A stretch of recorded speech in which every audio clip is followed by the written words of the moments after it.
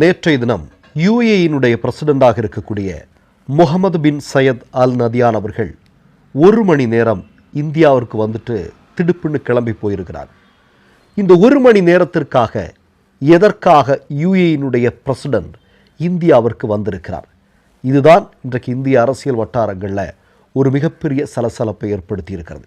அதற்கு முன்னால் ஒரு மிக முக்கியமான செய்தியை நான் உங்களுக்கு சொல்ல விரும்புகிறேன். மோடியினுடைய அடிமை ஊடகங்கள் சொல்ல மறுத்த ஒரு சம்பவம் ஒன்று இருக்கிறது. 13,000த்திற்கும் அதிகமான இந்தியர்களை சவுதி அரேபியா வேலையை விட்டு தூக்கி வெளியேற்றி இருக்கிறது என்கிற செய்தியை மூடி மறைத்திருக்கிறார்கள். இந்த நேரத்தில் தான் யுஏஇனுடைய பிரசிடெண்டாக இருக்கக்கூடிய நபர் இந்தியாவிற்கு வருகை புரிந்ததனுடைய முக்கியத்துவம் பற்றி பேச வேண்டியது இருக்கிறது. இப்போ நமக்கு எல்லாருக்கும் தெரியும், டெல்லி ஏர்போர்ட்லேருந்து பிரதமர் அலுவலகத்திற்கு செல்ல வேண்டுமானால் குறைந்தது ஒரு 30 மணி நேரம் இருக்கும். ஒரு அரை மணி நேரம் 30 நிமிடம் தேவைப்படுகிறது.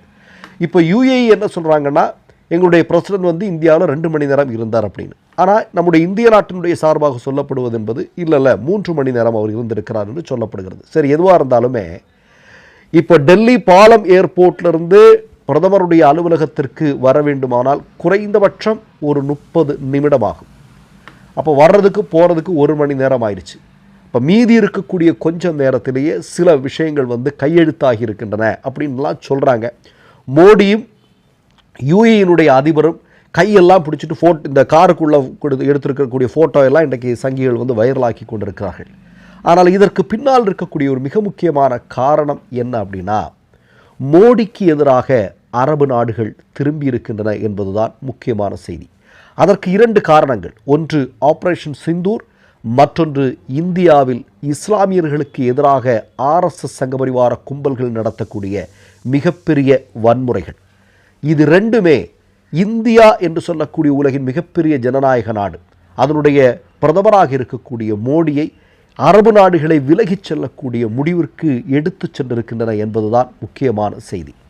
இப்போது உங்களுக்கு நல்லா தெரியும், போலந்து என்று சொல்லக்கூடிய ஒரு நாடு, அதனுடைய துணை ஜனாதிபதி சமீபத்தில் பாகிஸ்தானை போய் முதல்ல சந்திச்சுட்டு அதன் பிறகு நீங்கள் பார்த்தீங்கன்னா இந்தியாவுக்கு வராரு. அப்போ ஜெய்சங்கர் சொல்கிறாரு, பாகிஸ்தானுடைய பயங்கரவாதத்தை பற்றியெல்லாம் நீங்கள் பேசணும், அதை கண்டிக்கணும் அப்படின்னு ஜெய்சங்கர் சொல்கிறார். உடனடியாக ஜெய்சங்கரை பார்த்து போலந்துடைய துணை ஜனாதிபதி, நீங்கள் ரஷ்யா கிட்டேருந்து ஆயுள் வாங்குறீங்க இல்லையா, அவங்க போர் நடத்துறதுக்கு நீங்கள் அப்போ ஆதரவாக இருக்கிறீங்களா அப்படின்னு சொல்லிட்டு ரொம்ப கடினமாக பேசியதாக செய்திகள் வெளிவந்தது.